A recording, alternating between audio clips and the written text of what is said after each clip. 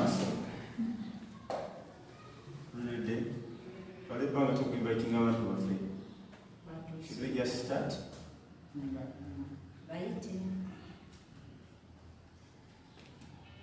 Nzana bayongera kumasi kubanga oyinza tusiga baira obulwadde bweyongere.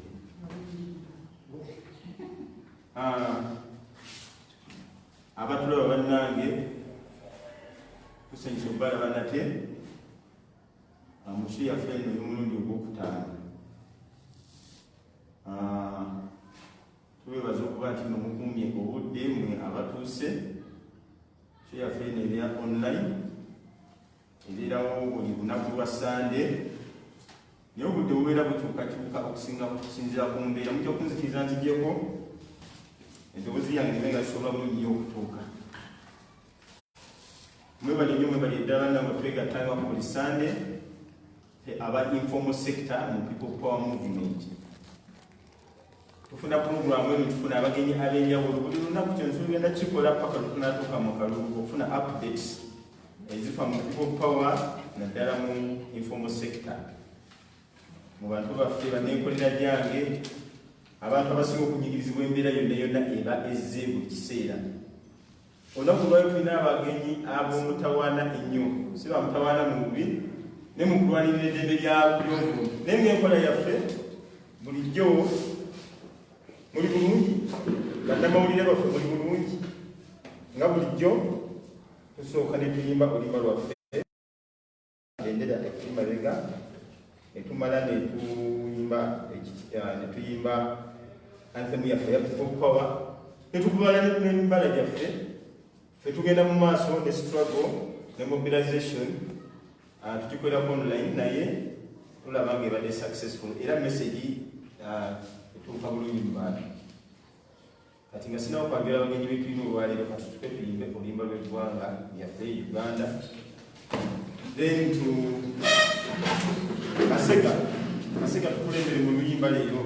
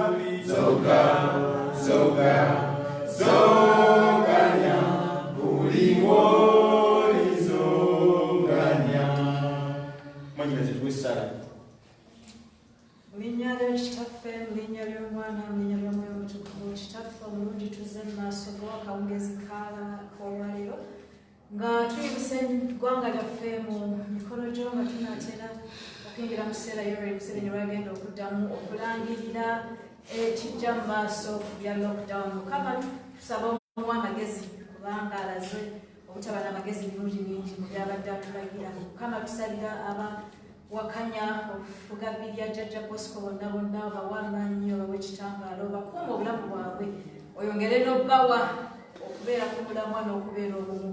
Tusalira abayifu mu sokita bonna tubayita gye bali ojje obasomese kye tugenda okwogera, tugenda okuteesa mbeeremu ensigo ezinayamba obulamu bwabwe.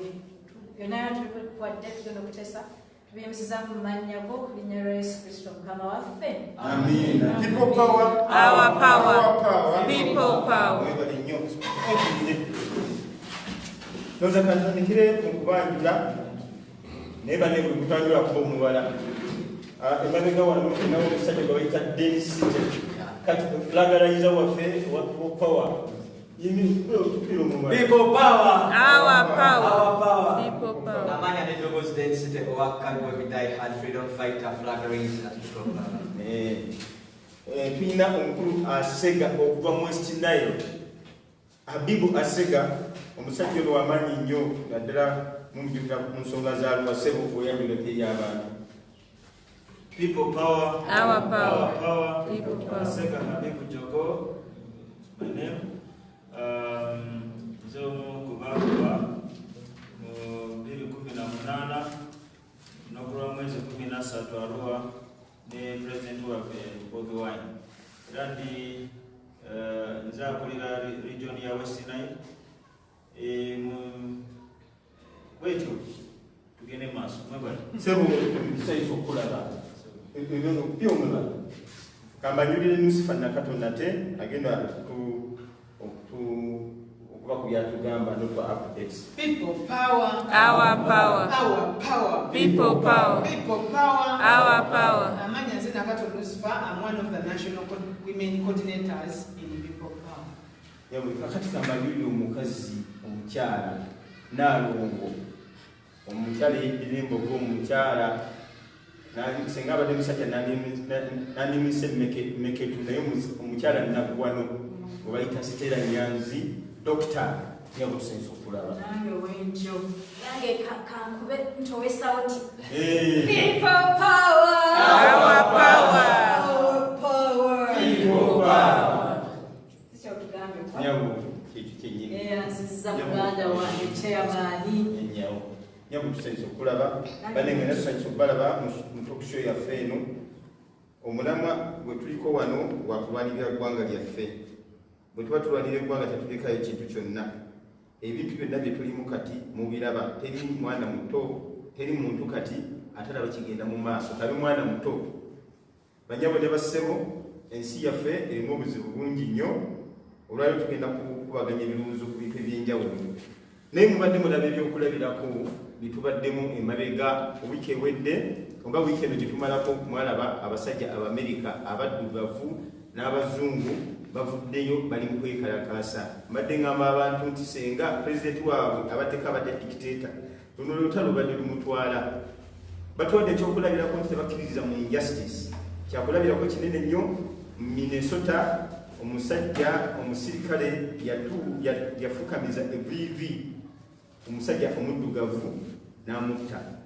Ebikola ng'ebyo ebiri extrajudicial bivumirirwa ensi yonna. Wano byafuka bya bulijjo. Bakwata omuntu waffe ne bamala kutta we n'alyoka ajjukira kugamba kati wano twamanyira okuziika.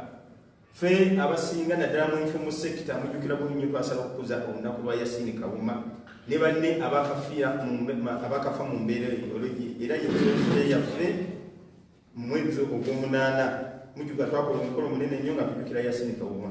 Obwo busobozi bwaffe bwe twatandika nabwo. Tulina abantu baffe tubanja Pulezidenti Museveni ne gavumenti ye omuli Rita Hakimu Sekamwa Dani Kyeyune Yasini Kawuma n'abantu abaabula nga kibalama situbalaba. Era ekiseera ekyo kiri kumpi kutuuka nakyo kijja kuba kiseera kizibu nnyo kubanga tujja bajjukira n'ebikolwa. Tetufunanga ansa ku bantu abo era tukyabanja banyabo ne bassebo tulekera ngabo okusirika kubanga olwokuba tekigudde wuwo manyisa yonna kigwa ewuwo. Olw'ensonga eyo Abamerika tutuusa okwebaza kwabwe okulaga reaction okurespondinga ku buzibu obufaananako butyo n'okuba nti nno okusosola kugenda mu maaso mu mawanga gonna naye nawano okusosola ate mu baddugavu bannaffe okwesosola kugenda mu maaso. Njagala okubategeeza nti mu kiseera kino people power eyongedde maanyi naye obukodyo kati dikitata bwe yakola bwonna twabugwamu kati kyeyatandise ofuba kulaba nga aleka omukulembeze waffe nga ali isolated. Bagezaako okulaba nga bakuba empagi zayimiriddeko n'abantu abamulinaanye bonna bakubogoloza babamuggyeko asigale nga ali wannamunigina. Ekyo tukiraba bulungi nnyo mu bikolo bye tulaba mu bantu baffe, abavubuka baffe bakozesa okukola ebintu ebimu, okubakula ebintu bifaananako bwe bityo. So bannapeople power n'abantu abagaliza eggwanga lino mwongere nnyo okwetegereza abantu ebikola bifaananako bwe bityo. Ekigendererwa kyakumuleka ng'ali isolated ng'ali yekka.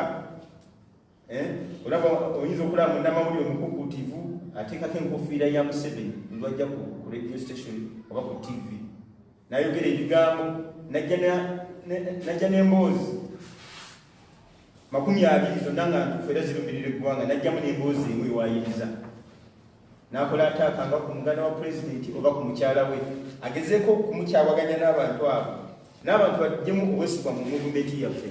Naye n'obwegendereza bungi nnyo tubasaba mwongere okwetegereza ebikolwa ebyo. Nyakugenda ndeeta ensonga zino mpolampola neme kubeera mwogezi omu mu kiseera kino. Olunaku olwaleero tugenda kusooka ne Denisite. Lwaki tulese Denisite mu nteekateeka yaffe eyassu ya leero?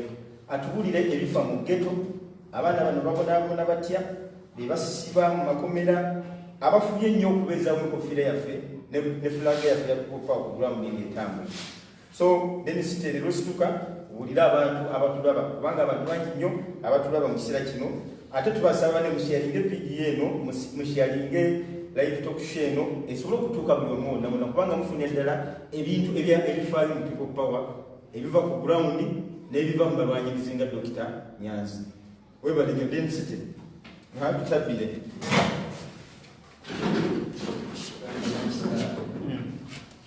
Balamusiza nnyo mwenna abakomrade, bannastruggle, bannankyukakyuka ne bannayuganda mwenna abali mu tulaba wano eno. Amanya n'eddoboozi Denisite owakali Fulagareza People Power.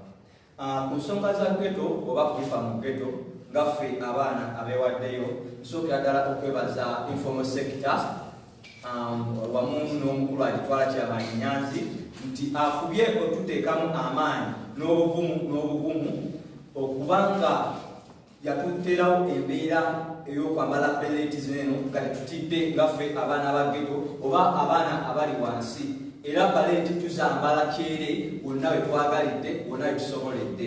Ekyo informal sector nkyebaza. Era nebaza nti activity nyingi nnyo ngaffe abaana ba ghetto ze twetabamu nti informal sector efubye otubeererawo era n'otugumya mu byonna byonna, saako otubeera mu mbeera yonna mu bubi ne mu bulungi, era informal sector njebaza. Naffe abaana ba ghetto tulina ebitusoomooza bingi nnyo, ng'ate ebisinga otusoomooza bikolebwa gavumenti yakabwejumbira eno eyanakyemalira. Ffe abaana ba ghetto tusanga ebizibu bingi nnyo mu byobulamu, mu byensula, mu byokulya. Kati mukana akaseera tutubaddemu bako tukyalimu aka coronavirus, omwana wa ghetto anyigiriziddwa nnyo, omwana wa ghetto anyigiriziddwa nnyo nga talina mbeera yonna bw'atandikira funa kyakulya. Batuuka n'okugamba nti akawunga nti katutuuseeko nga tetukalabanga nako mu ghetto gye tuli. Abamu twasirika, abamu tufudde olw'enjala, olw'embeera nti omwana wa ghetto tafiiriddwako obudde bwonna olwa gavumenti ennafu eyeyagaliza yokka.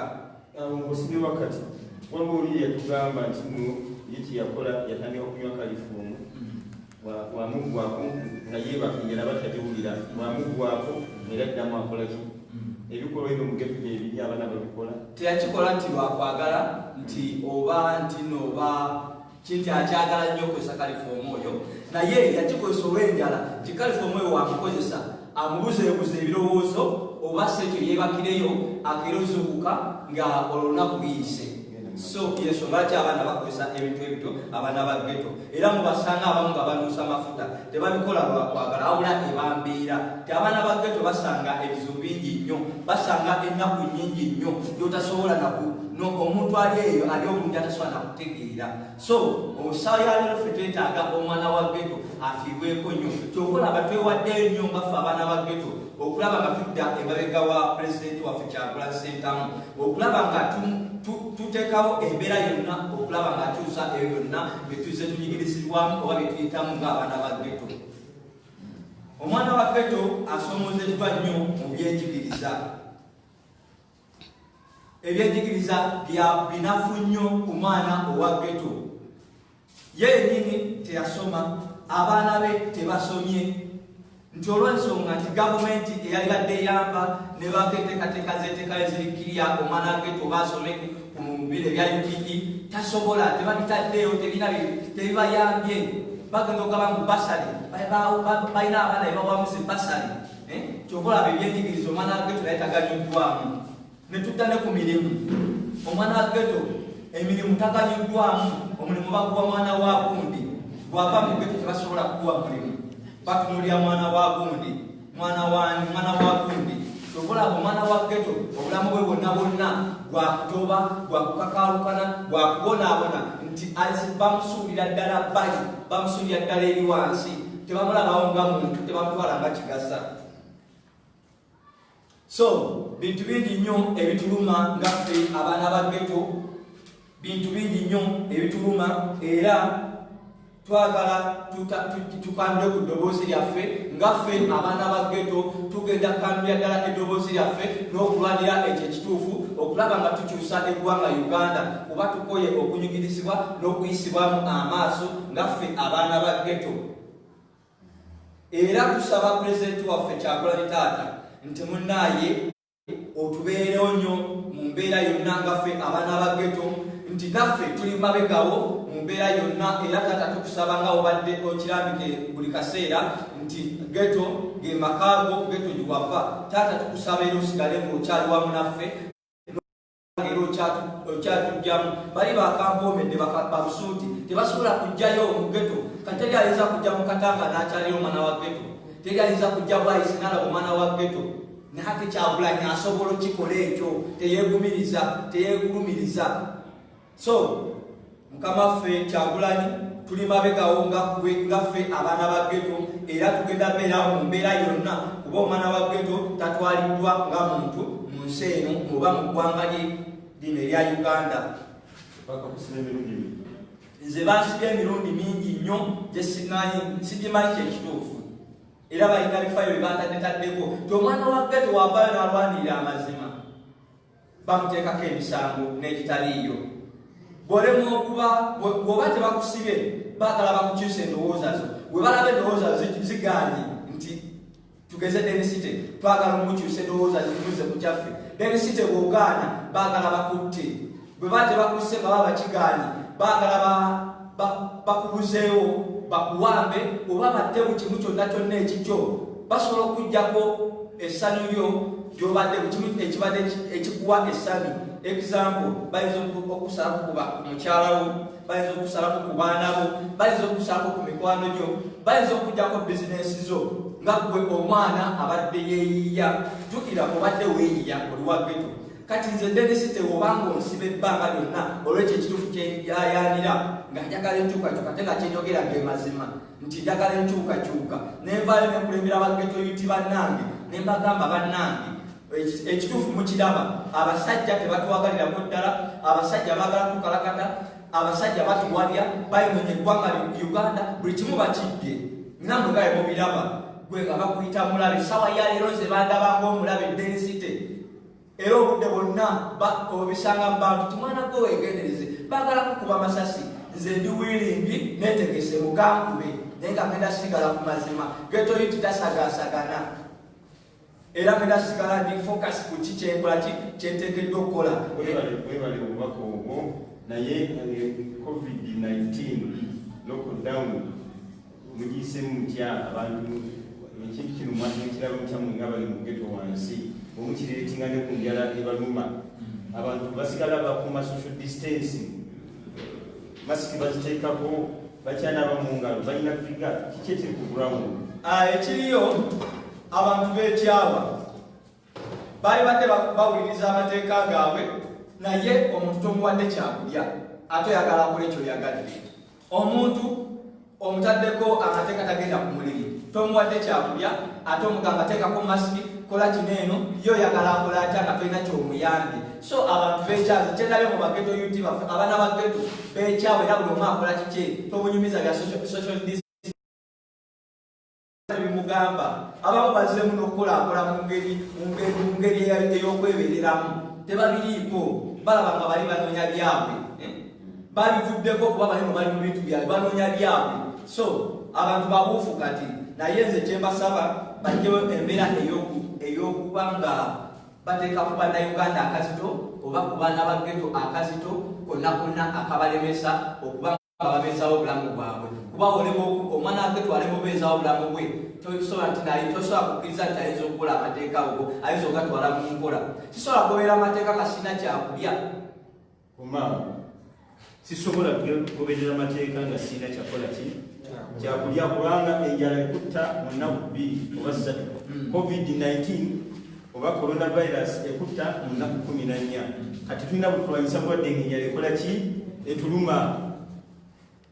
Tuwuliziganyiza ojja kwengula otunyonyole, naye olw'obudde bwe tunatufunye ebibuuzo bajja kubuuza. That's the message from the ghetto. Mwebale nnyo, mwebale ddala, ose mwebale nnyo, mwebale ddala.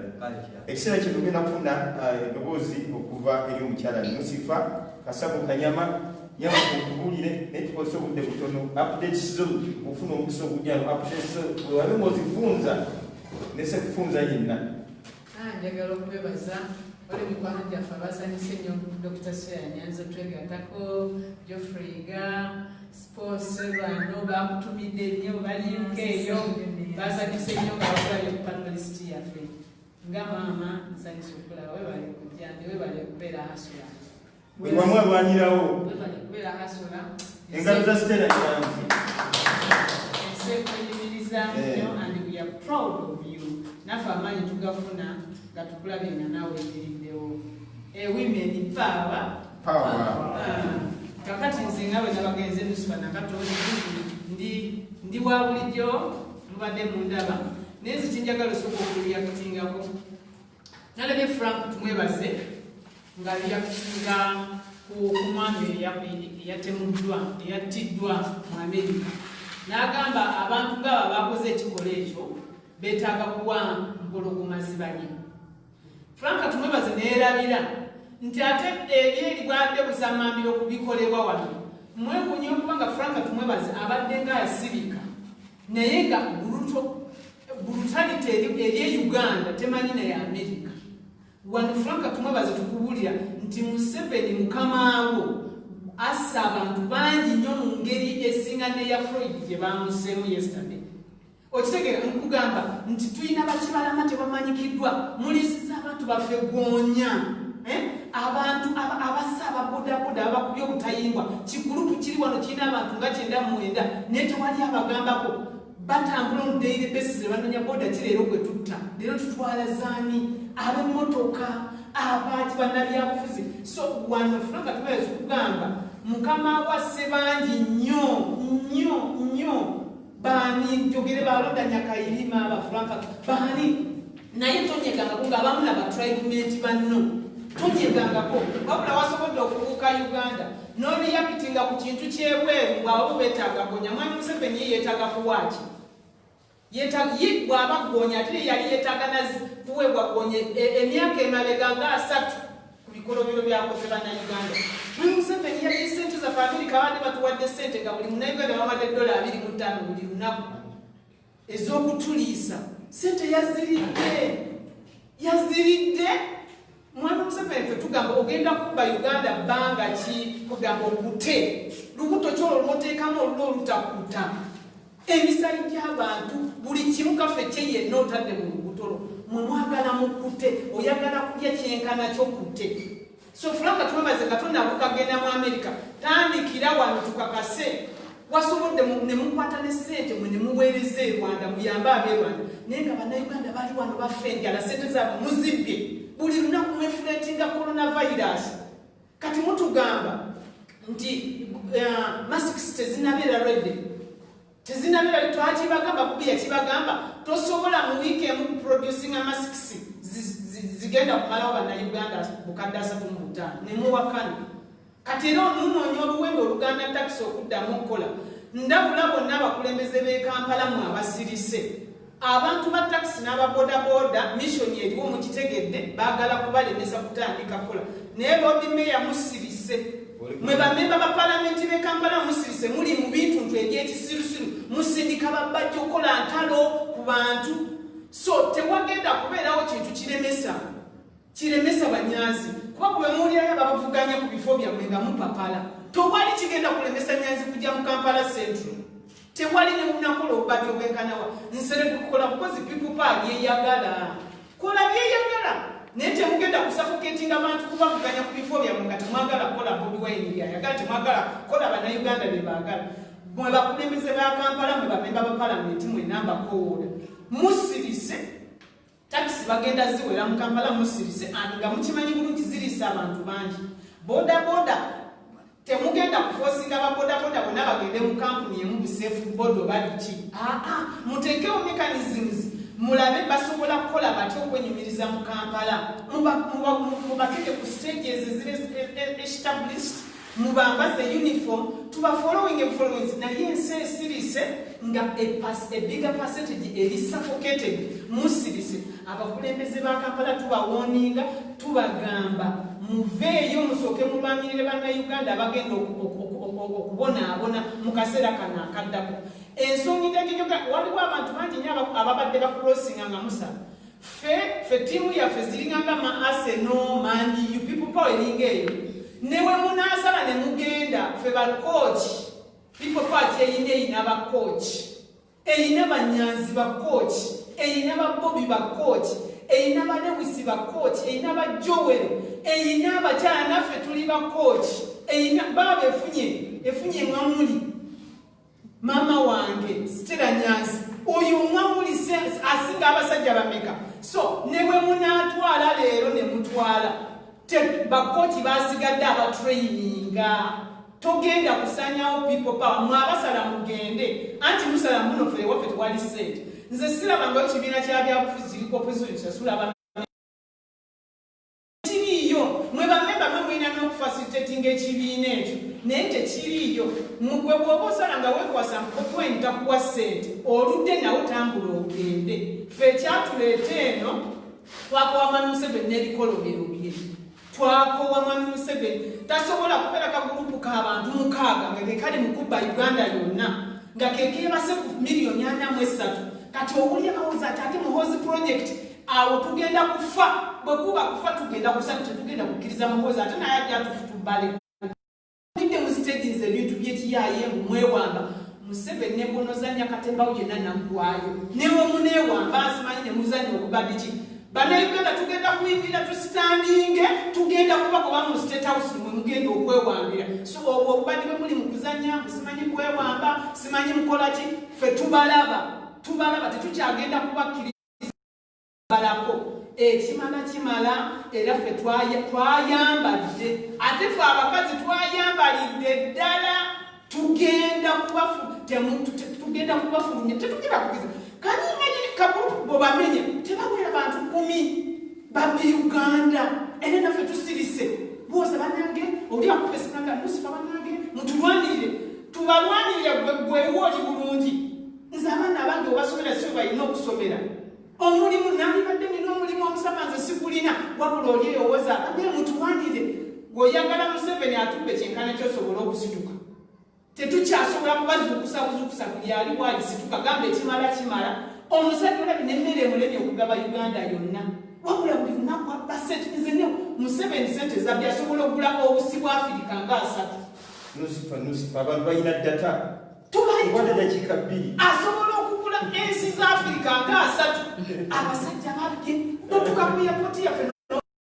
kisaawe kya nnyonyi oba kiki oba station ya train abasajja abatakyalina Uganda ati hati naye wamwe namusize mulese ebisatu byamwala by'ebisonda ne n'essete nga liziwa Rwanda olina akwata obeera otya minisita wa finance wa Uganda n'okwata dola emitwalo 6 n'ogiwa Rwanda ng'abantu bwe bafa era bw'oyagala tukujuze kyenkana kyojjule ojjule ogambe ekimala kimala muve mu nnyumba Museveni mwabaterese muveemu temulina mmere temukola buli kimu atibye bali mu kuzimba za kendi buli wamu baguze square miles abasajja abagira mu bugabire musirize mwe Mukama Katonda abankumi Ndemusifa mukulu ko mungalo people power Our power. abasajja tulina maali people power Nusifa we bali nyo bali ddala naye olina ebintu by'okunyeko abantu abakulumuka okuva mu movement okuyingira people power nga twatandise bateeka ku screen abasinga amaanyi bano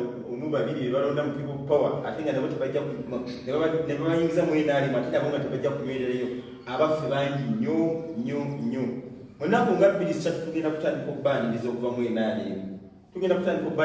NRM kati ekyo bajja kitta kubanga mweyo gemu ate tebatusobola abantu abayingira okuva mu NRM kubanga ffe NRM tukimanyi bulungi nnyo abantu abali disgruntled bangi tugenda dinafuya kubanga abantu bakoowu ekyokubiri kyoyogeddeko kigenda ne diversion bannayuganda balina okumanya nti omuntu yenna buli lwoba omusinza amaanyi agezaako kudivatinga okujja ku mulamwa kati wano mu Kampala kyogamba bagezaako kudivatinga abantu baffe naffe abakulembeze okukyusa attention yaffe tugize ku bufoofufu nga Kampala n'obulala ebyo ebifo twabiwangula dda omulamwa gwe tuliko gwa ggwanga lyonna toyinza eggwanga lyonna lyonna likwatiridde people power n'amaanyi g'abantu gasituse ng'ate ogamba Kampala eyo Kampala mbandiirwa nolwekyo tebyaddamu batwalira birowoozo kino ekyokugula abantu buli kiseera n'agulayo n'omusajja omukulu n'oddamu kugula abantu maze emyaka 34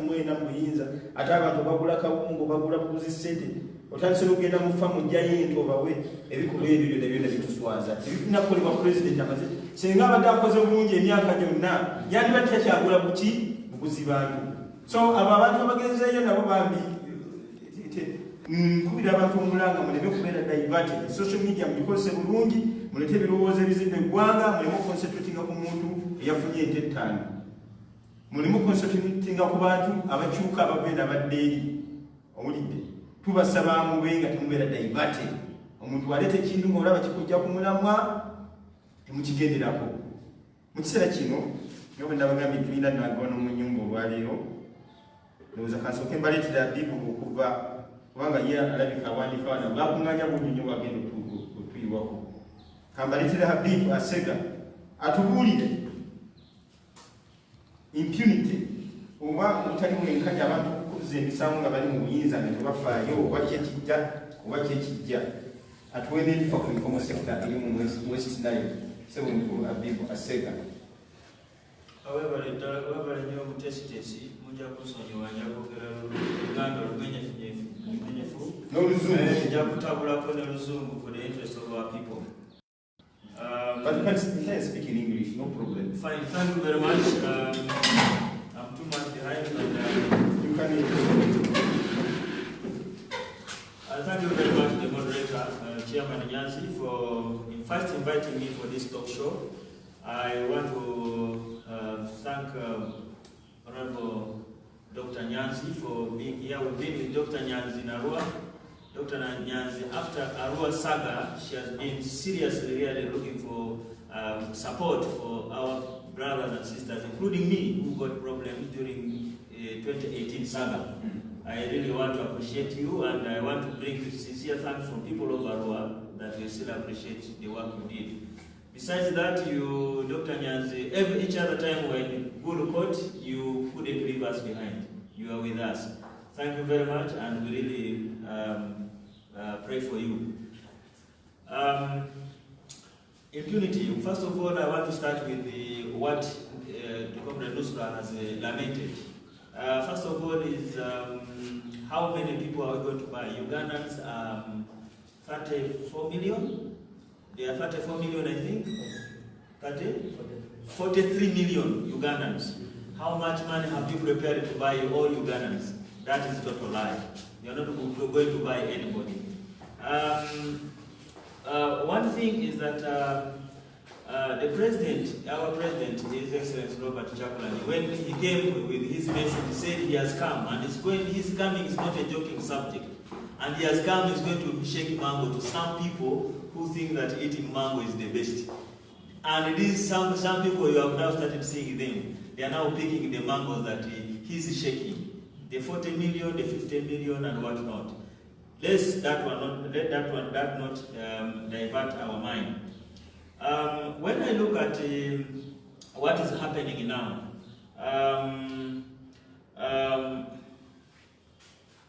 the lockdown situation, this government has used the lockdown situation as a way of clinging into power, remaining into power for life.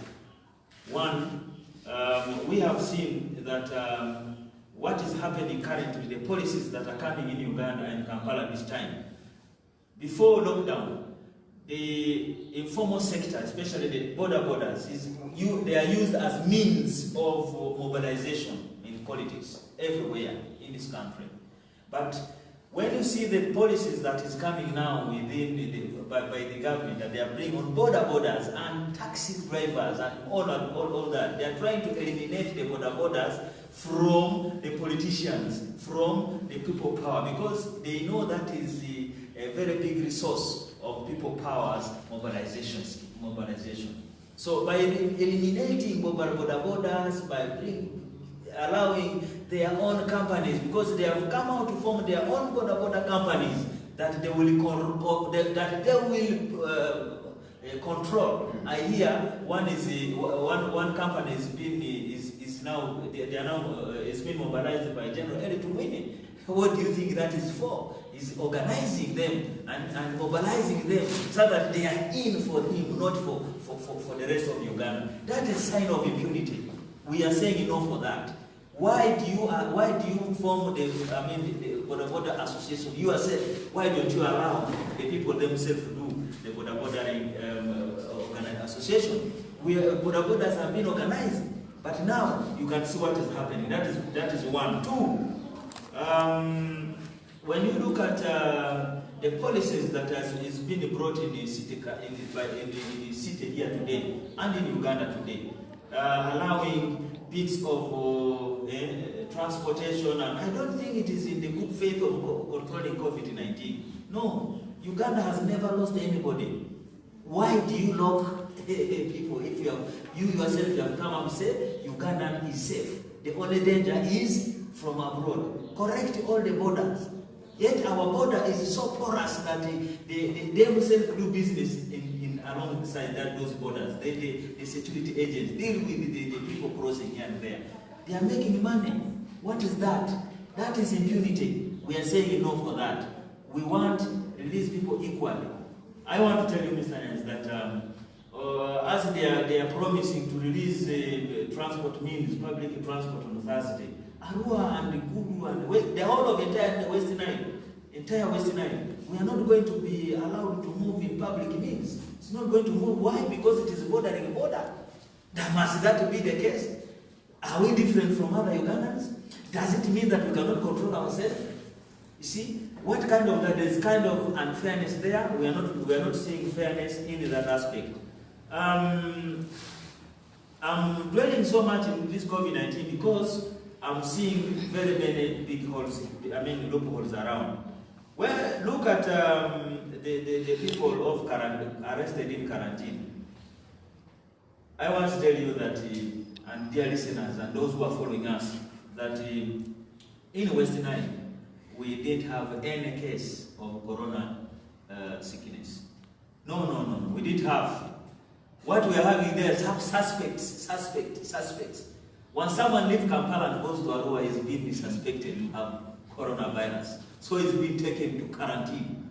I have a case, somebody was working, a friend of mine is working with the Minister of Transport. Working with the Minister of Transport. Even though he left, we were supposed to go together actually, last few days ago. But he went. I want to tell you that as I talk now, he's quarantined. Why? Because he came from Kampala. Therefore, he's suffering from coronavirus. I'm asking myself, do we really have the coronavirus per se, if that is what is happening in Arua? When they come and when they feel that they want to make the quarantine center full, they just come and surround the people who are working. They surrounded one garage opposite Arua primary school, a school where the late Idi Amin Dada went through. They surrounded that garage and picked everybody in that garage, including children who are playing around, and were taken to quarantine in Arua hospital. Together with those whom they said they are suspected to have coronavirus. They were mixed together. What medicine do they get? Portion and beans, day and night, morning and evening, porridge. This is the only medicine as medicine. Now they are mixing with those who are suspected to have coronavirus. Now, the question comes in: are you really treating? Or are you trying to, isolate people from, sickness? Are you trying to, what kind of trick is that if you mix me with somebody who you suspect to have coronavirus? What does it mean? And you're using the same toilet. You're using the same thing. And after 14 days, and you say all of them, including the one who was sick, that is now okay. I'm doubting whether those who are arrested, who got sick in Uganda. Those are the weaknesses. Now, tell us about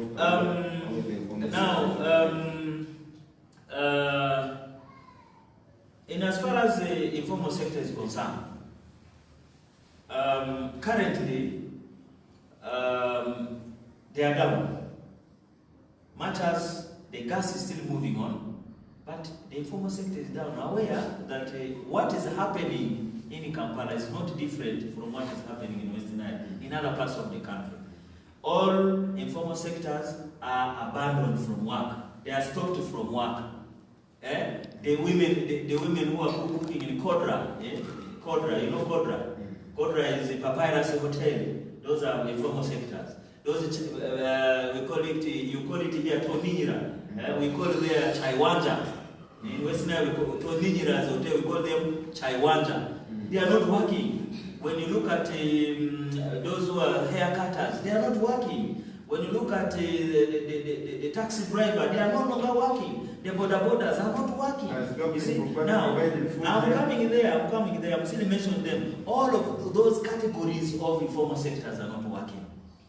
We are hearing that they are distributing food in Kampala and Kisumu. We are just hearing. I don't know whether it is true.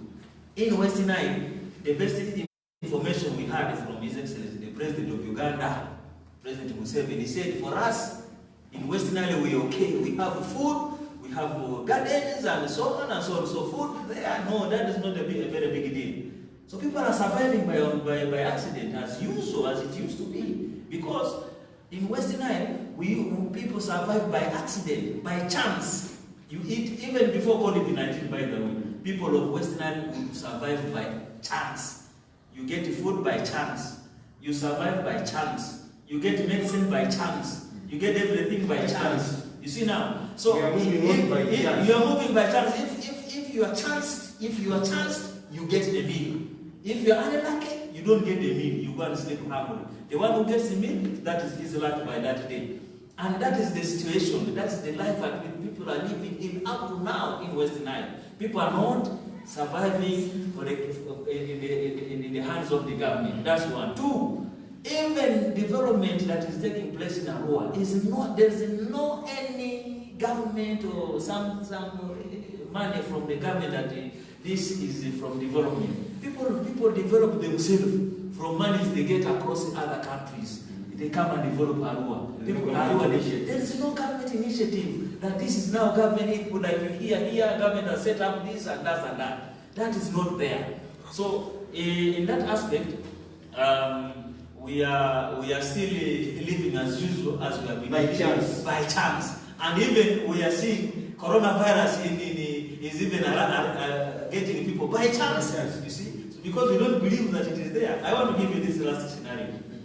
When the first case was announced that it is in Arua, a trailer driver was got in Pakwach and taken to Arua Referral Hospital.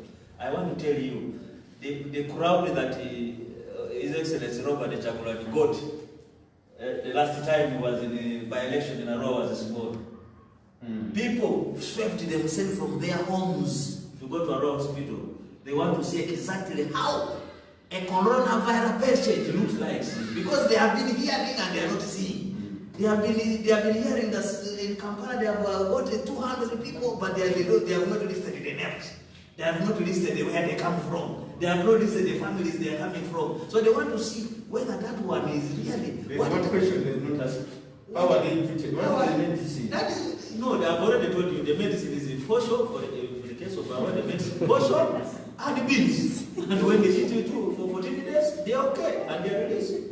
So they brought the tear gas to chase everyone from Arua, the Faro Hospital. Can you imagine? This is recent. Can you send a message to the Arua West Nile people in the Rububa and our default to Bama de Ruareke, Americasi, Amesi Mamba, so Banning of Eoman in Lu, Yarakini, Arus Ramazo, Cheni, Baza, my sopinio, Amamano, Voni, Amati, Amandrio, so Banning to the Bajimu, Obibanaba, the Sorwaki, by Mubaki B, Lu. RDC, Piki, coronavirus, Martin Piki, Leki, I have accountability. Yeah, government need send a answers. What I'm saying in this language is they are using coronavirus. They are using coronavirus. The task force is using coronavirus. The arrest of these people to make accountability in the monies that were given to them.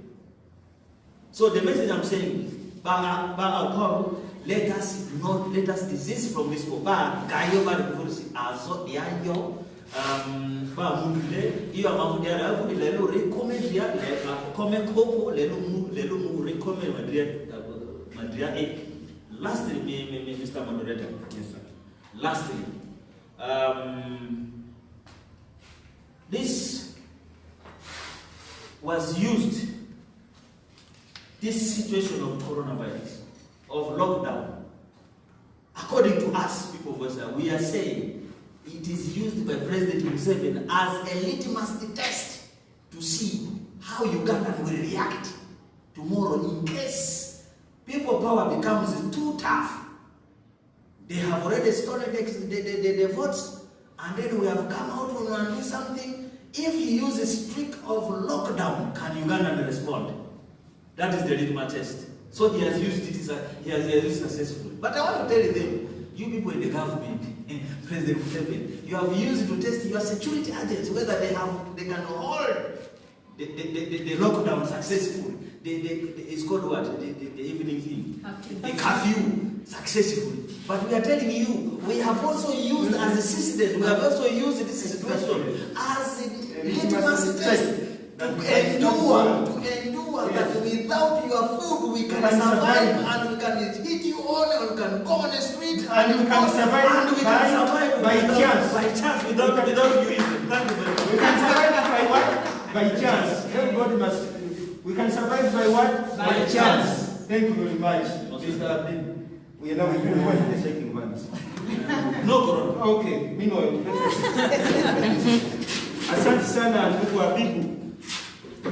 Abanyabwe bose ukomyewo mkuru Habibu atutambuza na tutusa ku kibuzo leo twagala okumuuza omugezi waffe addako. Naye newankubadde dictator akozesezza yabadageza okubategeza newankubadde dictator akozesezza okutestinga amajege n'okutukuumira waka n'abantu bakikozesezza nga bagezesa nti basobola okubeera waka oba okusiba nga tebakola oba basobola okusiba enjala ne bamalako oba babagala okuleeta enkyukakyuka. Mu kiseera kino nyambaletere omukyala mwannyinaze gwempita mwannyinaze Dr. Stella Nyanzi. She's an anthropologist. Yasoma mukazi muyivu nnyo, yava Makerere oluvannyuma n'okuvaayo eddembe ly'obuntu. Yasoma ebya famire byonna n'alimalayo n'ebyobufumbo sebo buli. So nyabo tusanyusa okulaba ebibuuzo bye twagala okuyambeko leero kyekyabibu kyabadde ayingira mu dictator kati mu Uganda agezaako kweyambisa embeera eno eya coronavirus okufufugaza eggwanga, okugyawo democracy ne human rights, okugyawo obwenkanya n'eddembe ly'omuntu nga yeeyambisa obulwadde buno. Ate era mu kiseera kyekimu okulaba ng'abuzaabuza embeera yonna eddako bannayuganda bwe nga bagobera buvumizi nga mbuzi. Okwaniriza nnyo mu lukiiko lwaffe luno olubeerawo nalwo Sande si Lusembye era bwe bitwalibwayo tujja kuddamu tukuyite kubanga gwate oli consultant mu kulwanira eddembe ly'omuntu. Ojja tuwulirako n'experience yo mu kulwanira eddembe ly'omuntu. Tusanyusa okulaba niwoze ne seppiki sefuliya batandike nazo basigala kugenda mulamwa kati ndowooza bannange seppiki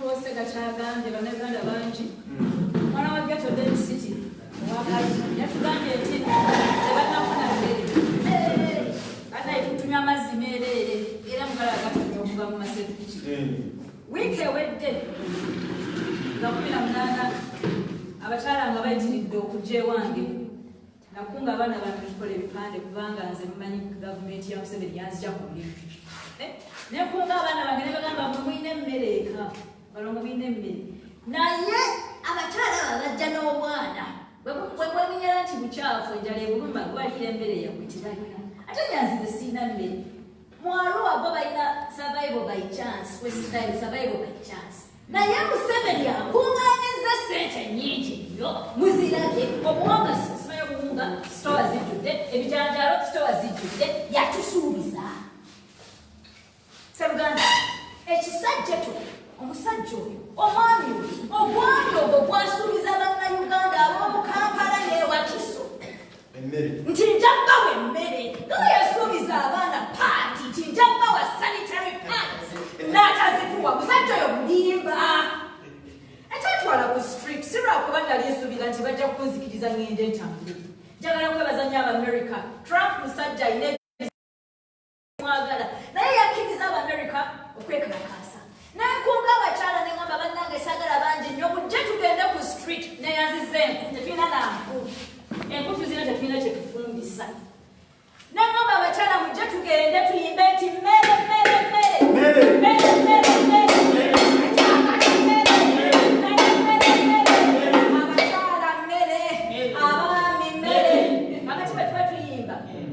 akayimba mukamanyi neŋŋamba nti tugende ku street si lwakuba nti tetuyina si lwakuba nti tetusobola si lwakuba tulebeseddwa ze saagala musajja mulimba kuyimirirawo nga yeyita mulokole mukyala be mulokole batendereza Katonda batubuzaabuza mu makanisa naye nga mulimba nze wange wakiso sinnafuna mmere nange ndi musibe nakaba mukomera bakanta sirina mubiri nina abalongo eyange ezaala balongo abalongo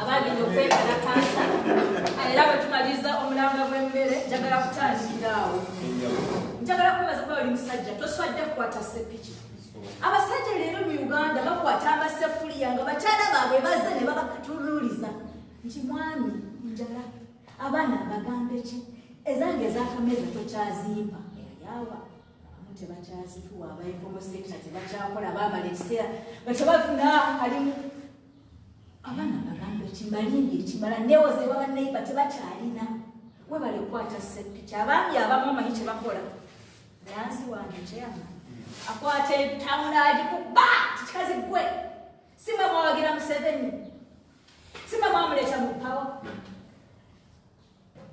nga tugenda ku street tutandika protest yaffe nekalakasiza nzija ekisweta kyange omujozi bwange buno bwe bwa struggle bwennyambala waawe bagenda okunsitula bayuza kiyuze nga nze nsigala omundeebeeta abasajja ba poliisi be bajja olaba brutality ya poliisi eri mu America buli omu gy'akaabirira weri mu Uganda mwogedde zirita namunomakula mukyala munnange abasajja bannuma naye abasajja babateeka nnyo ku mwanjo mu struggles tulimu abasajja bali ku mwanjo bush strugglers abalwanirira ensi bush war bamwalimwani bambuulira who are the people be bafrantinga nti mu lutalo olw'okununula Uganda gwembulira amukyala gwolabamu tulabamu nga mu matende netulabamu nebyanyima naye abakyala tebatubalaga N'olwekyo bwempulira nti Rita Nabugenyi afudde zekyenkwatako ng'omukyala kubanga abakyala fe tubafumbira mulyoke mujja nga munyiridde mu bereti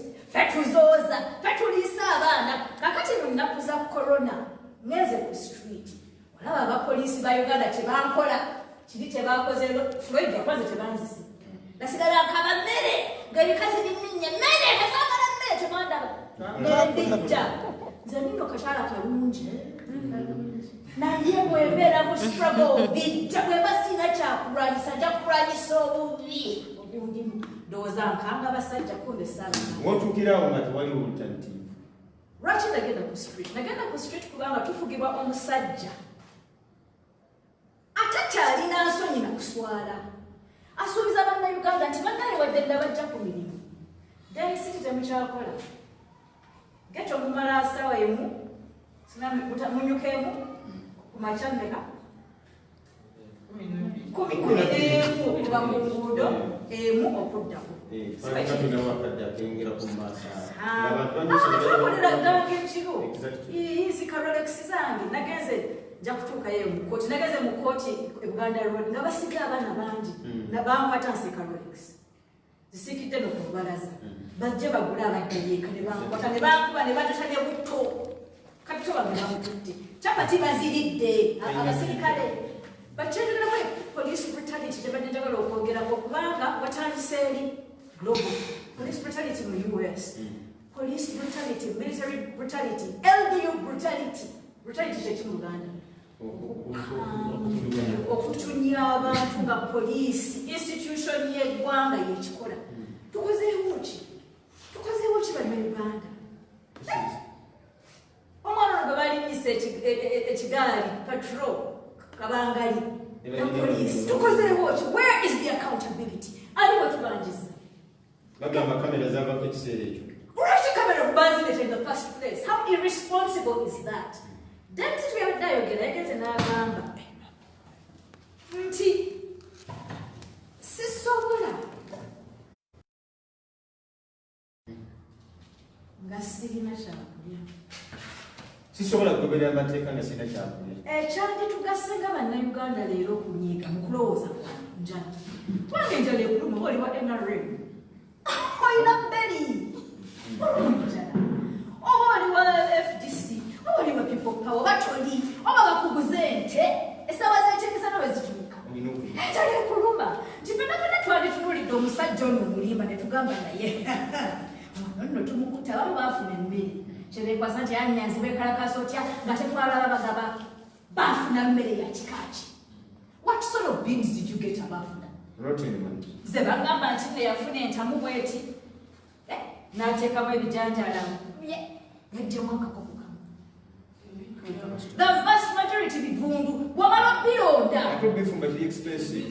obironda n'obiteeka mu ntamu oteekemu amazzi oteeke ku nku oba gaasi oba manda kyofumbisa kyonna n'otuulawo nemusooka nemuwuta supu nga teminajja eyo lanki negenda sapa neetuuka n'okeberako nemuwuta supu tebinajja n'okwata olw'enkya byebijanjalo obusedere ejjooga ebyo bwe baatuwa ebijanjalo lwaki beekalakasa babiriye is that the sort of food we want? Akawunga akamu bagamba kalungi nze sinna naye nze mbeera wakiso leero olunaku 77 olunaku lwa 7 olwa lockdown sifunanga bijanjalo sifunanga kawunga sifunanga kututa sifunanga nakamilk kekamilk ne kasukaali nyinza okuba ndi mwenda nalonga alina okuzza kubalonda si kyekyo mwana wange kakati abakyekulamu olredi bagamba amata babanda banze nina ekintu kyange nina ebbeere lyange ani agamba nti siyonsa tebannabimba tina criteria gye baateekawo ey'okulondamu ani anaafuna kututa sinapulira nti bwe tolina kubanga olina kafiga kinyazi kiri ekyebbeere kirina naye olwokuba kigagga kirabika si kyalubuto era kwogera ekigambo mnogo we bali kubeerawo kakati nti nga ntandika tuli ku live sizo n'abaana bato kyemmanyi balaba ate waleese nakato wantezaaka nakatotulira wadda tetujja kwabulaba onyanzi ono yabitegedde naye kati njagala kuddayo okubulamwa nti look here Yoweri Museveni is a liar oluzungu bakyogera batyobwewaka Yoweri Museveni anjoba is anjoba Yoweri Museveni musajja mulimba he's a liar through and through waliwo ate obulimba bwe agenza akuguka mu nnyimba ye talimbalimbanga gwe yakatandika fala olimba ne bakwata tibambedde ttaano naye ye bulimba agenda n'okulimba bannaye n'obumwoyo okulimba nakulimba n'obwomero okulimba ekisaba neti profesa yabasukka ye mu kulimba alyeni ate balimba tebalaba nakulaba nti awo nga president w'eggwanga bamuyita fountain of honor kyekimi Uganda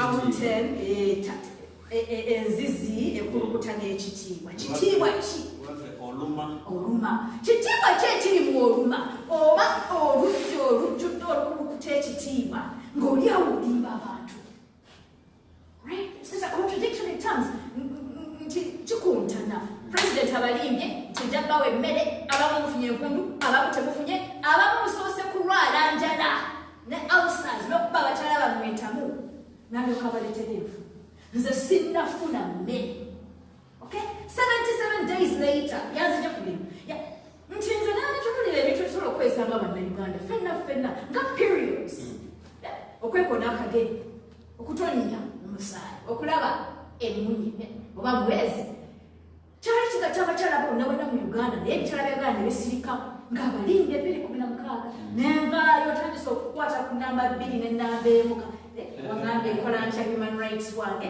ate Museveni akoze atya akozeseza atya covid okutulugunya eddembe ly'abannayuganda tinze ngenda nendaba ekintu nga n'omwana omuto akikwatako bagamba nti Museveni alimba naye wanalimbye entamu yange tajjanga wange teri mmere 77 days later I don't care oba ofaanana otya yagamba nti ewakiso ba vulnerable poor agenda tuwe mmere sinnafuna mmere mulimba waba omulimba akola atya era wange omulundi abiri nakwekutakuza nakwemulamola nakwekubagiza kumanya abantu nengamba lyalomererwa who is concerned about the poor eyabadde posho nyanakatu nti ani alumirirwa bannakampala mwe ba leaders baffe aba MP ba town clerk bameya mwenamwena nga mwetuddeko ani alumirirwa bannayuganda ani alumirirwa bannayuganda abaavu yagambye bagabye sente e Rwanda bazigaba ne bazimansira parliament twalabiri nasesoseka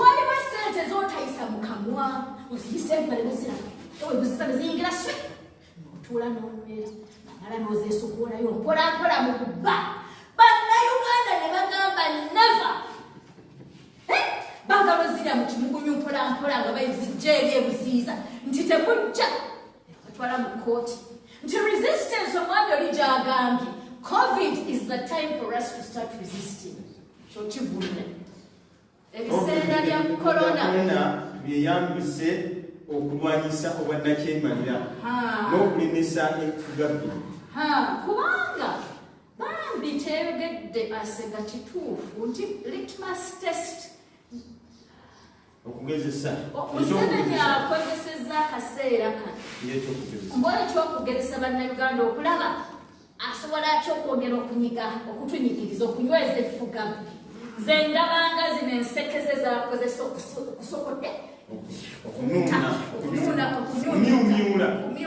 kunyunyuuta kunuuna byonna asika mu Uganda asobola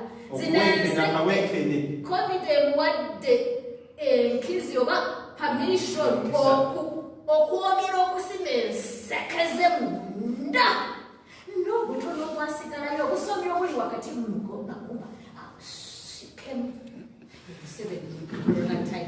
tugenda nogamba yakuŋŋaanya sente nnyingi nnyo agamba nti correcta task force agitaddewo kulabirira balwadde kugaana bulwadde kusaasana kukabirira abantu zireyo kukya emmere oba ddala yali ayagala batuwa emmere ate yaki yatandika okulangagga muli emmotoka wabula ekabiri emmotoka mumpe emmotoka njagala emmotoka mankadde miliyoni 8 njagala emmotoka yende emmotoka lwaki ayende emmotoka habwaki ayende emmotoka habwokuba elections zijja yetaga means atambuze ballot habwaki baweebuze jukira yakoze district empya ezitalina provision mu electoral commission already azifunidde ye ekibalo kyakitadde wali ku ballot oba olumirirwa nnyo bannayuganda ensi endala zazizza abaazo abaliibwe lwaki abaffe bakyayeyo badaaka lawuni zetwongera okufuna mu kiseera buli obuki tugenda zisasula yate bwazifuna what has he done why not I have food aswaleko eddagala zino masiki abatukopa wabeebaza okukola masiki zano kubanga basajja batuzanyidde ku mutwe masiki zeyange yakaleesu era mumpangudde munyongedde okumpangula nze naze nakaleesu kaluzaabuza naye kyeŋŋamba kiki how I mean atuyita basiru benka wakyogeddeko basiru atusuubira atya obuteebuuza nakulaba nti waliwo ekigendererwa okutugamba nti mbatadde mwenna naye mulinde nga bamaze okugaba masks are we foolish mu kiseera kino bazigabirawo obulwadde temutambule kubanga bwakutambula balemeddwa okugaba akawunga ke balina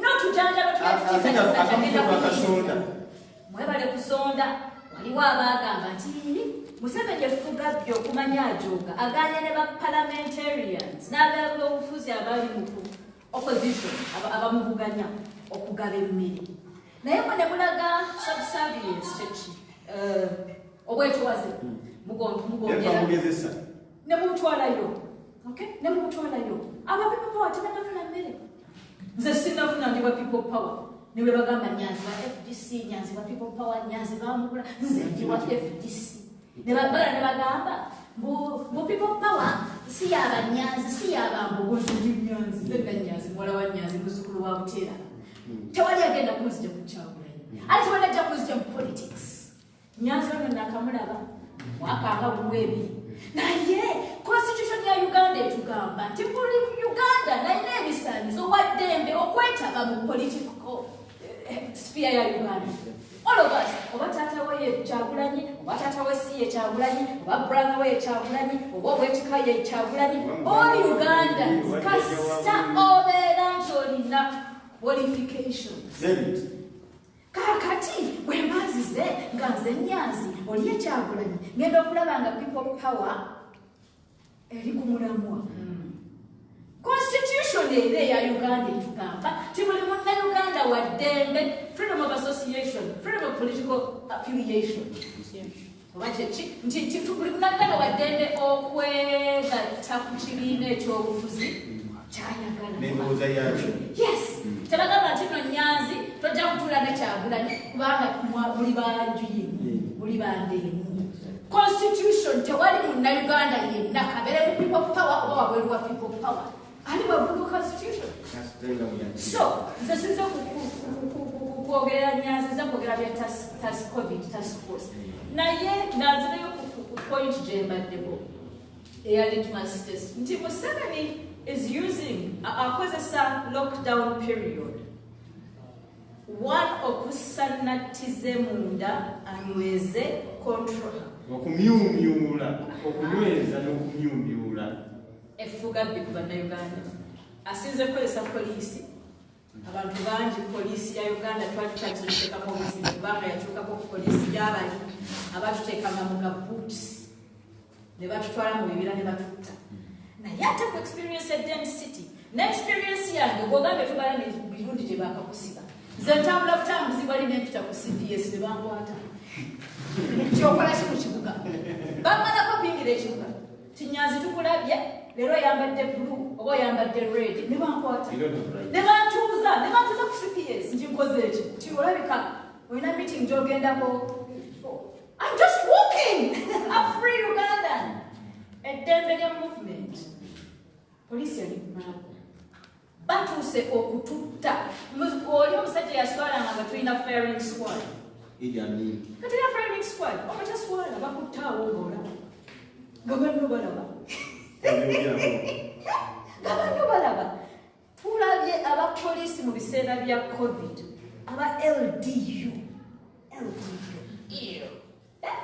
Sagala kunyomoola Munnayuganda yenna akola mu security naye aba LDU betutamanyi lwaki batondebwawo bakolera ani bakolera ki bagenda kukola ggwanga ki batugasa ki mu constitution bajaawa provisions zaabwe teziriiwo tubalabe nga bakwata embooko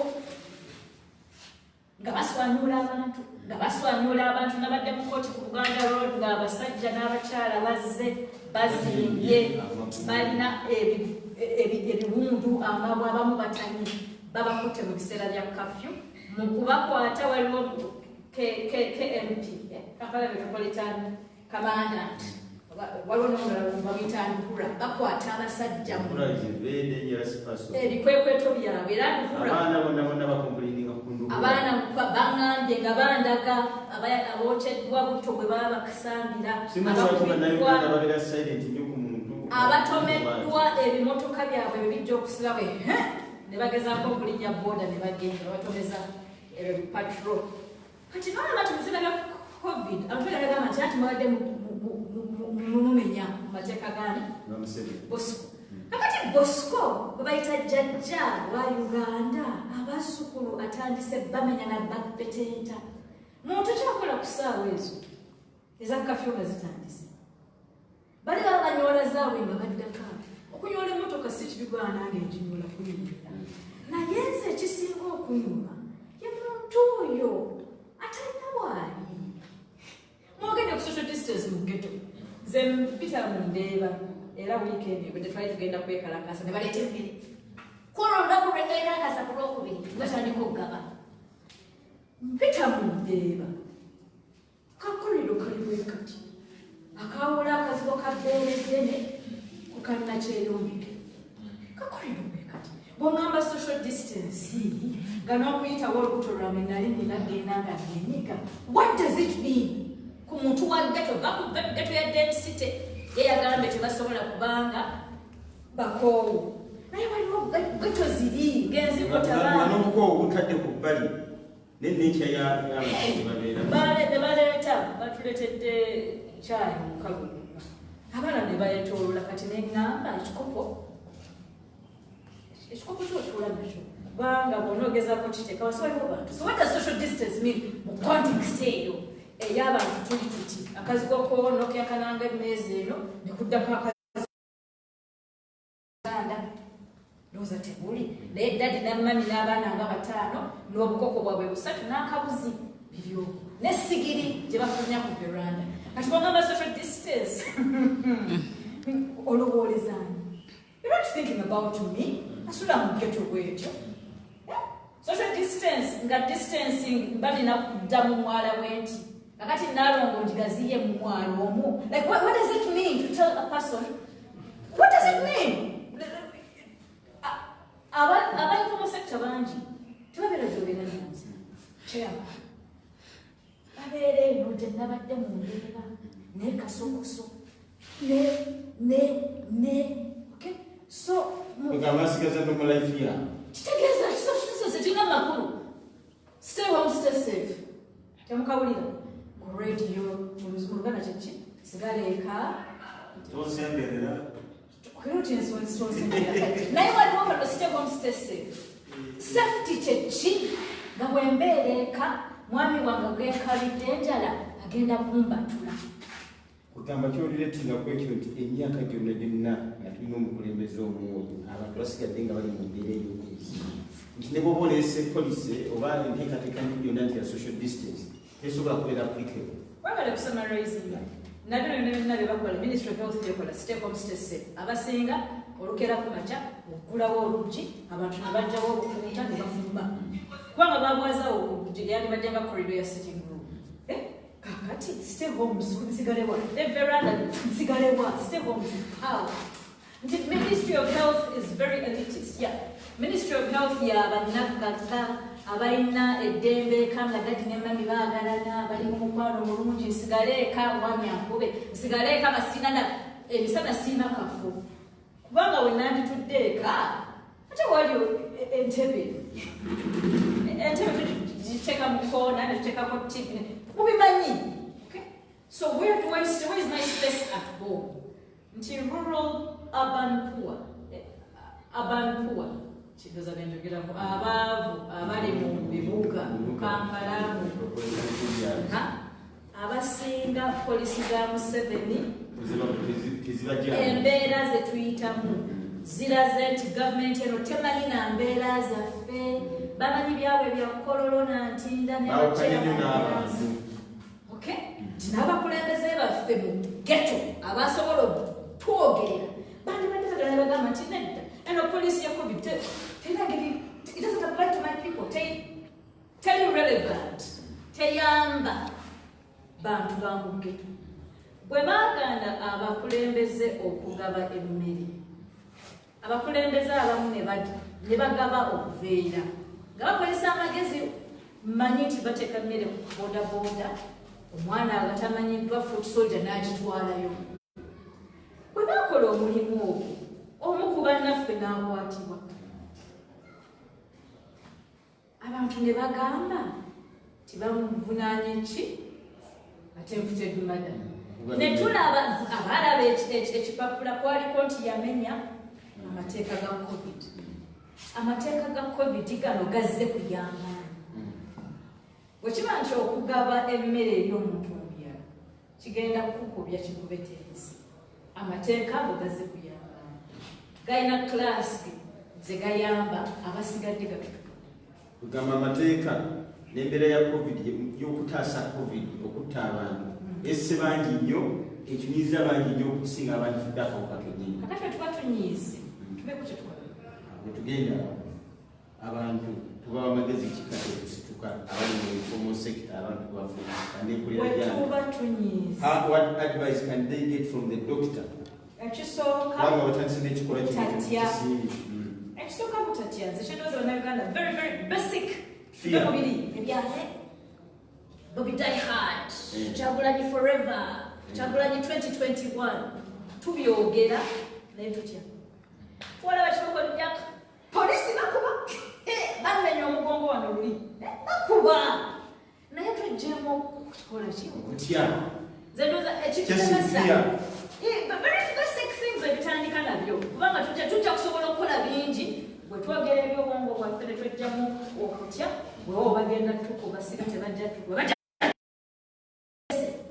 naye bakuba Nyanzi ne bakuba Daly City Nyanzi bayinza okukoleka ate bwe tuba abangi togenda tukuba ffenna ate tuyinza naffe okusituka kuba nakikonde kyaffe mubalabye asusha bikonde nti nawe ogenda okutandika okukuba batasooka tukuba amasasi bajja tukuba sigana bakugamba nti nabo nojja mu struggle bijja kuba byangu bajja kukuba bajja kubeteta naye bwejjemu okutya kubanga ffenna bwe tutya. What are we going to tell our children 20 years from today?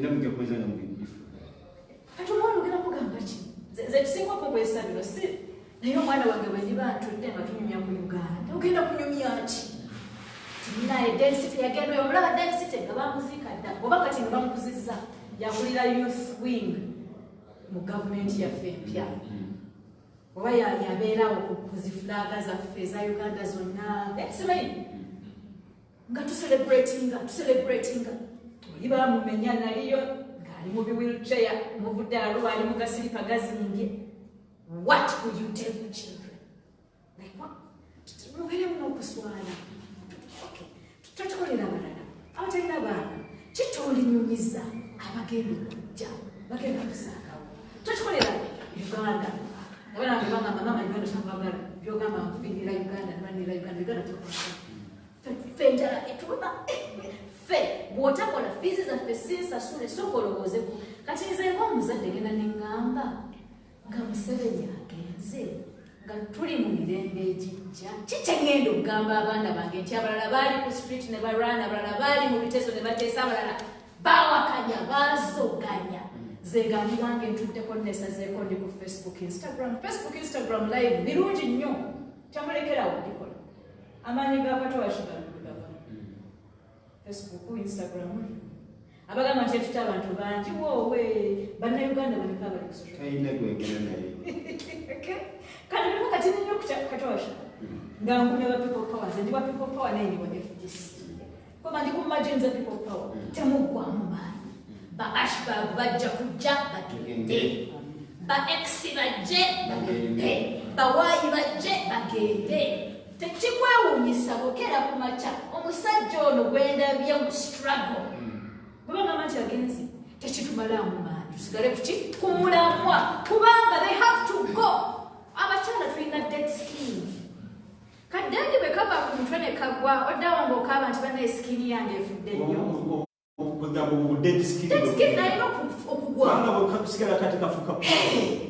dead skin agende aleme kuleeta kansa fe tugende nga tugenda mu maaso skin ye people power bwe nfuna akasundo wano ne bakajjako kinkola bubi bwe nfuna nenyiga amasira kanganze mwegobedde nti bannaye bali bakodo nnyo tebagaba sente masira nyiga gagende nyiga seriously tetusobola osigala nago era problem gajja kuleetera kansa munomubiri Bobby nyigebbwa Nyanzi nyigebbwa David Lewis nyigebbwa temutuula ku mayuti bwe gakuyamba ne gaali kagoka gaali osigalira mwana onyenye bina kubanga tusobola kubigula olina jute people power tejja kubigula bulungi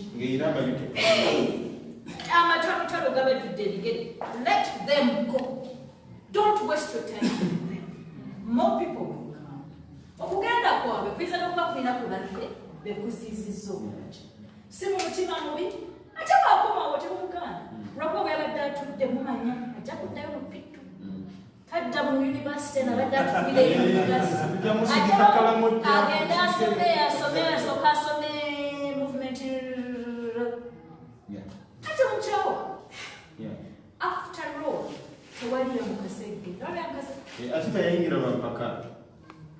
a movement is a movement. Ekisinde kiba kisinde. Tujja ne tugenda leero ndi nammwe nkyambaawo. Just know who to trust.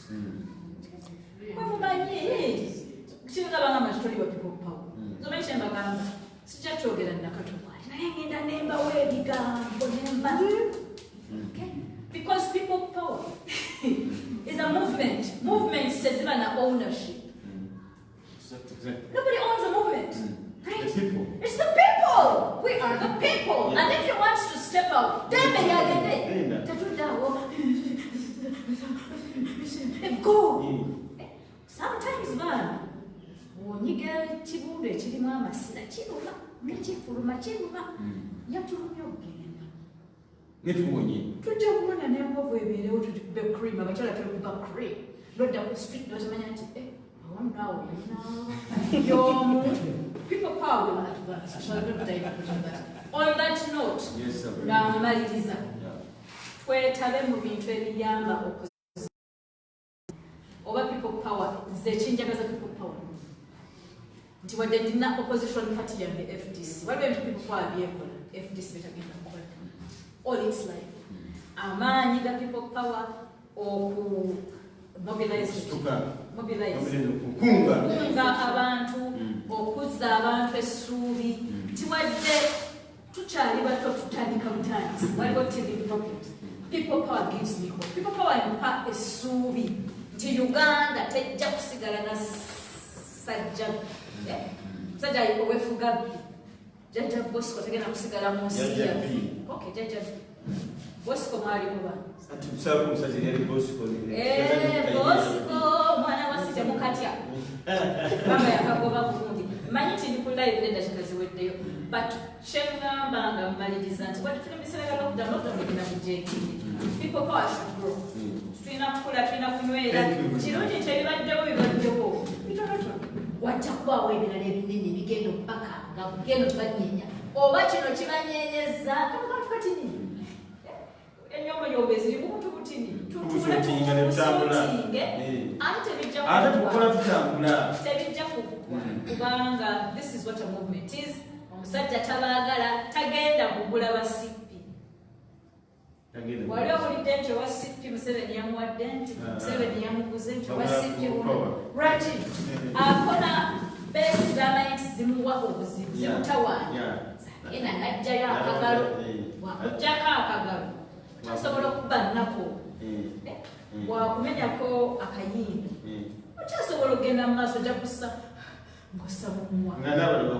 Yes, so I think tetuva mu maanyi biseera bya covid biseera bizibu biseera bya tewali mmere abantu tebakola gavumenti tugirabye eyo nkambwe bwe tuba tufunye ku test kyekigenda okujja mu maaso nga tujjako enguli bw'aba atadde baba LDU tetumanyi kiba okwaliza oba wetufamukunga bw'aba aguddewo kitaaya prison si emu kati bwe batwala abasibe agenda kugulawo prison ddala naye tegekera okunyweza position ye mu oba 221 whenever so zekyenda byamaanyi ge tukozese covid okwezi nga tugenda okufuna embula yaffe kyetuyimba lobeyimba Poverty, obasi poverty, strategy zonna zitandisa.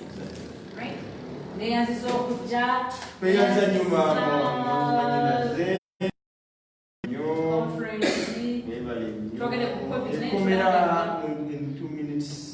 ekomera kifo kibi nnyo kubanga bakujjako eddembe eryo naye ate bwenafuluma luzira nendaba nti tebanabira netusibiddwa nnyo ekitegeeza Uganda okutuusa nga Museveni avudde mu buyinza mu bufuzi tukyali mukomera mbeera ebuzira nesibira mu Uganda yenna ekomera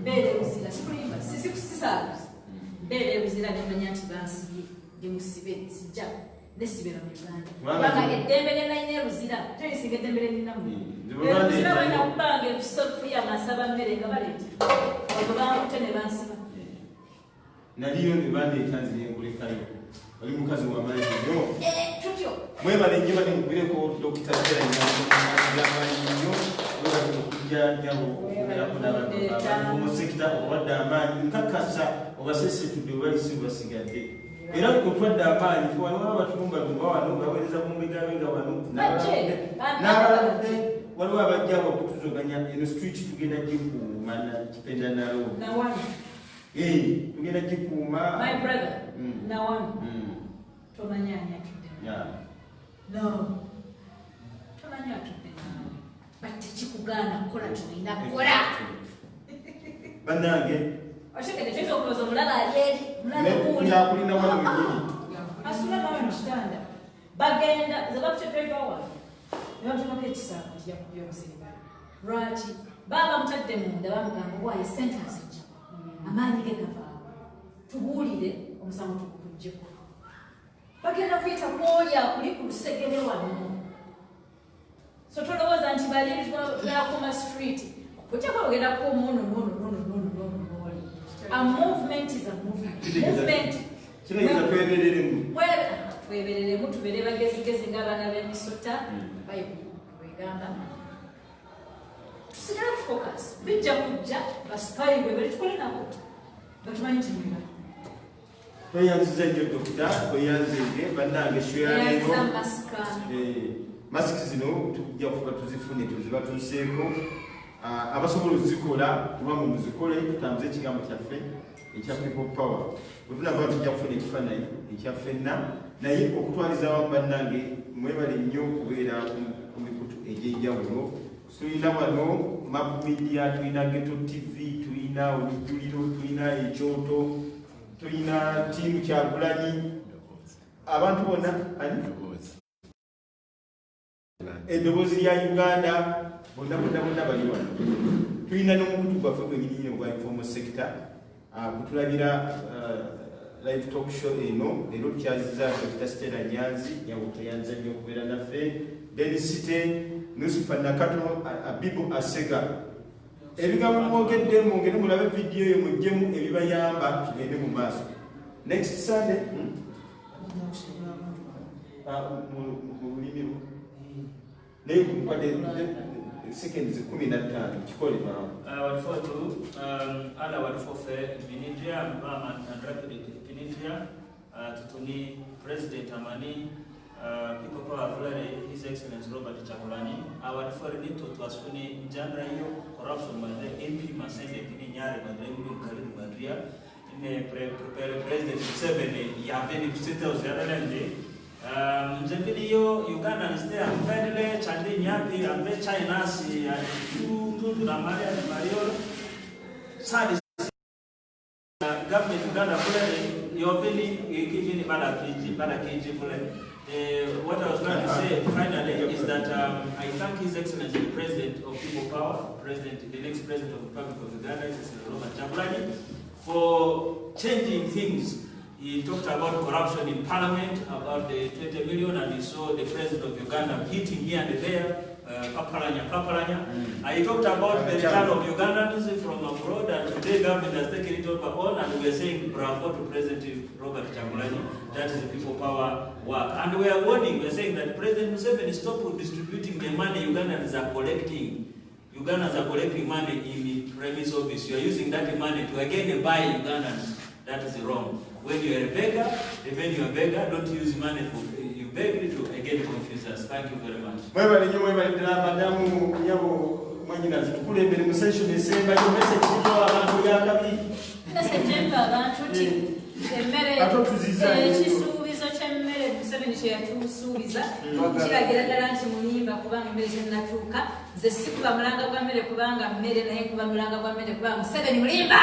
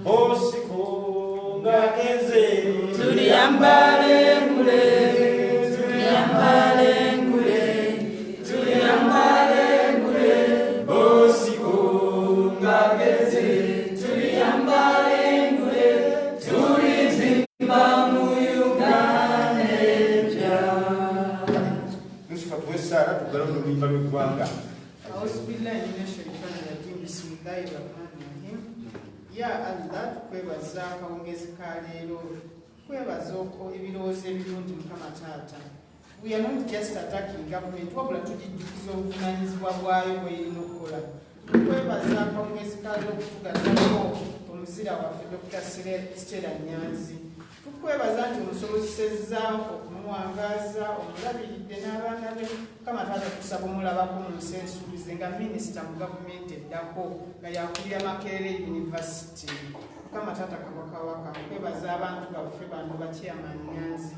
Okubeera baganda ba Bugwente balina musango kubazza. Mukama Taata tugenda bagoba mu byabufuzi. Ediyawe bamusanga mu byobufuzi. Nyanzi twamusangamu. So tubaleke be-exercising power zaabwe okubeera ba politician. Mukama Taata bawe obukuumi bongera amagezi. Bakama baffe bonna gye bali taata wange mukama wange Bobi Wine. Okimanyi nkwagala nnyo nkusabira buli lunaku. Nkusabira buli lunaku Katonda akunyweze akwongera amagezi agasobola okulamula abantu bano.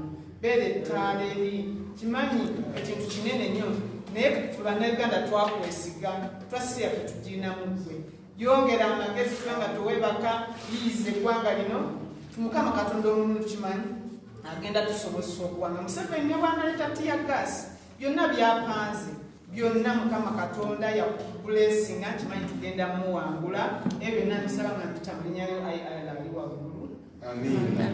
O Uganda,